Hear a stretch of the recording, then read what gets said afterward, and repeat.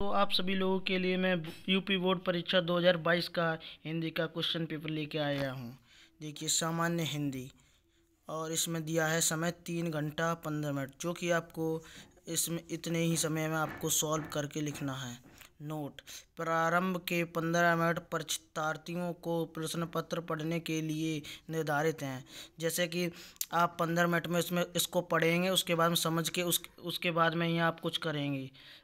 खंड का नंबर 1 और का वासुदेव शरण अग्रवाल द्वारा लिखित कृति। आप सभी लोगों को तो दिख ही रहा होगा, इसमें से आपको जो सही लगे वो उस पर आप टिक लगा देना, ठीक है। चलो आगे चलते हैं दोस्तों।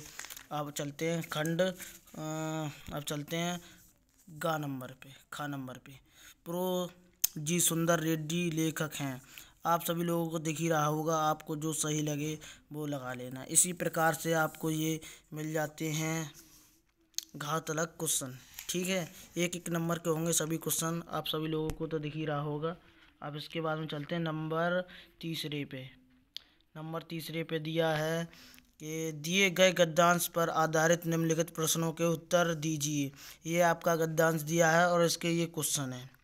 इन सभी को इसमें पहले इसको पढ़ना है, उसके बाद में इनको भी पढ़ना है। इनको पढ़ने के बाद में आपको ये समझना है इसका क्या आंसर होगा, वो आपको देना है, ठीक है। इसी प्रकार से ये इसका ही है ये। और इसके बाद ये चौथा नंबर, दिए गए पद्यांश पर आधारित निम्नलिखित प्रश्नों के उत्तर दीजिए। यही भी इसी प्रकार है। इसको पढ़ना है आपको गद्यांश को, उसके बाद में आपको कुछ करना है। ये 10 नंबर का है और ये भी आपका 10 नंबर का है, ठीक है। चलिए, अब ये देखिए इसके क्वेश्चन दिए गए हैं। इसी प्रकार से उसको पढ़ के इसके क्वेश्चन देना है। ये क्वेश्चन है इसके सब।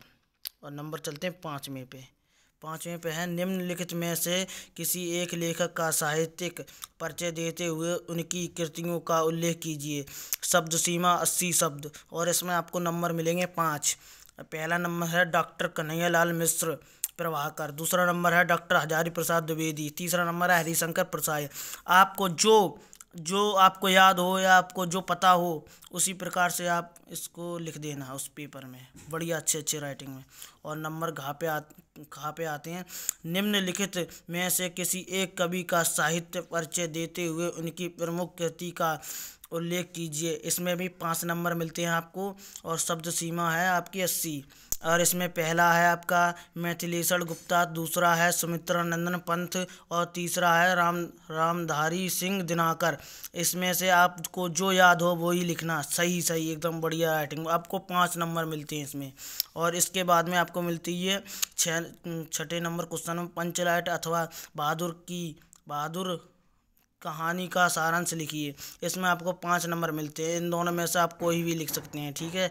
और या फिर ये लिख सकते हैं नीचे वाला, ध्रुव यात्रा अथवा लाठी कहानी के उद्देश्य पर प्रकाश डालिए। शब्द सीमा 80 शब्द हो, मतलब इसमें 80 शब्द होंगे तभी आपको 5 नंबर मिलेंगे, 80 से कम नहीं होना चाहिए। 7वें नंबर क्वेश्चन, स्वपठित खंड काव्य के आधार पर किसी एक खंड के एक प्रश्न का उत्तर दीजिए। शब्द सीमा 80 हो। ये देखो आपको क्वेश्चन दिया गया है, त्यागी पथ खंड की कथा वस्तु और अपने शब्दों में लिखिए। ये देखो दिया है, इसमें भी आपको 5 नंबर मिलते हैं, या फिर ये लिख दें, दोनों में से कोई भी लिख सकते हैं आप, ठीक है दोस्तों। और चलो आगे की तरफ चलते हैं।